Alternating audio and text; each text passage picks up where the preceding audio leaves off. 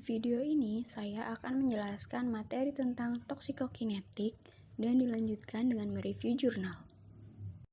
Pada materi ini, toksikokinetik ada 4 macam, yaitu absorpsi, distribusi, metabolisme atau biotransformasi, dan ekskresi. Pengertian dari toksikokinetik sendiri adalah studi kuantitatif dari pergerakan sebuah zat kimia yang dimulai dari masuknya zat kimia ke dalam tubuh, pendistribusiannya ke organ dan jaringan melalui sirkulasi darah, dan disposisi terakhir dengan biotransformasi serta ekskresi. Konsep dari toksikokinetik sendiri yaitu absorpsi, distribusi, metabolisme, dan ekskresi, atau yang sering disebut dengan ADME. Yang pertama yaitu absorpsi.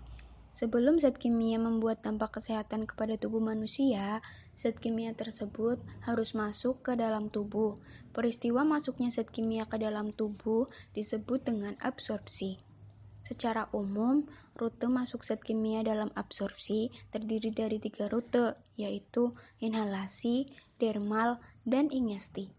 Inhalasi merupakan jalur utama dari pajanan di tempat kerja karena banyak zat kimia yang dapat masuk langsung ke paru-paru melalui jalur inhalasi, seperti debu, asap, uap, kabut, dan gas.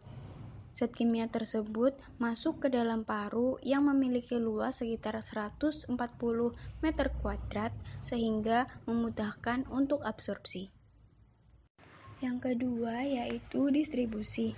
Ketika zat kimia diabsorpsi ke dalam aliran darah, maka zat kimia tersebut dapat diangkut ke seluruh tubuh. Proses ini disebut dengan distribusi yang merupakan proses reversible, yaitu zat kimia dapat masuk ke dalam sel dari darah ataupun bisa masuk ke darah dari sel. Pengiriman zat kimia ini dipengaruhi oleh beberapa faktor, yaitu aliran darah, permeabilitas kapiler, kekuatan dari pengikatan zat kimia ke darah ataupun jaringan protein, dan solubilitas relatif dari molekul zat kimia. Yang ketiga yaitu metabolisme atau biotransformasi. Untuk mempermudah ekskresi, zat kimia harus melalui proses metabolisme terlebih dahulu. Proses metabolisme bisa berlangsung di hati atau ginjal, baik dengan perubahan struktur zat kimia ataupun dengan perubahan kimiawi dari zat kimia. Metabolisme dari zat kimia dapat bervariasi antar grup populasi. Genetik menjadi salah satu faktor yang dapat mempengaruhi enzim untuk memproses zat kimia. Umur menjadi faktor lain yang mempengaruhi karena semakin tua seseorang, maka semakin kecil toleransinya terhadap zat kimia. Yang keempat yaitu ekskresi. Ekskresi merupakan pengeluaran secara keseluruhan zat kimia dari dalam tubuh. Ginjal dan organ pencernaan menjadi bagian penting dalam proses ekskresi ini.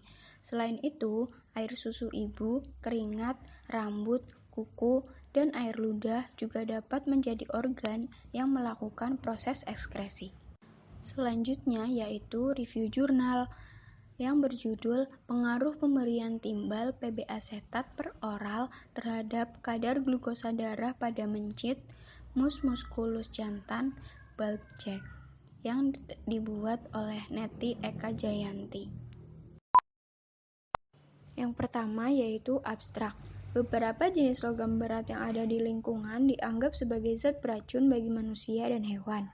Timbal atau PB adalah salah satu logam berat yang meningkat penggunaannya selama dekade terakhir. Toksisitas timbal pada manusia memiliki kelancaran yang luas dalam aspek medis, mulai dari masalah saraf, gangguan metabolisme tulang, hingga gagal hati. Eksperimen ini mencoba untuk mengetahui pengaruh konsumsi timah hitam kronis terhadap kadar plasma timbal pada tikus. Desain percobaan ini adalah eksperimen penelitian sejati untuk menguji apakah ada pengaruh konsumsi timbal oral terhadap akumulasi timbal dalam glukosa darah tikus. Hasilnya menunjukkan peningkatan akumulasi timbal dalam glukosa darah tikus dibandingkan dengan kelompok kontrol. Dengan kata kunci, timbal, akumulasi, toksisitas, glukosa darah, tikus. Yang kedua yaitu metode penelitian. Penelitian ini adalah penelitian eksperimental murni untuk menguji pengaruh pemberian timbal PB asetat per oral terhadap peningkatan kadar glukosa darah mencit, mus musculus, jantan, bulb C. Hewan coba dikelompokkan dalam dua kelompok perlakuan, yaitu kelompok 1 CMC-NA 0,5% secara sonde sebanyak 0,1 mili selama 35 hari. Sedangkan pada kelompok 2, PB asetat dengan dosis 75 mg per kilogram berat badan mencit per hari secara sonde sebanyak 0,1 mili selama 35 hari. Masing-masing kelompok perlakuan terdiri dari 10 hewan coba. Parameter yang diukur adalah berat badan atau gram mencit dan kadar gula darah miligram atau DL. Selanjutnya yaitu hasil penelitian. Pada gambar 1 menunjukkan bahwa terjadi penurunan berat badan rata-rata 9,70 gram setelah 35 hari.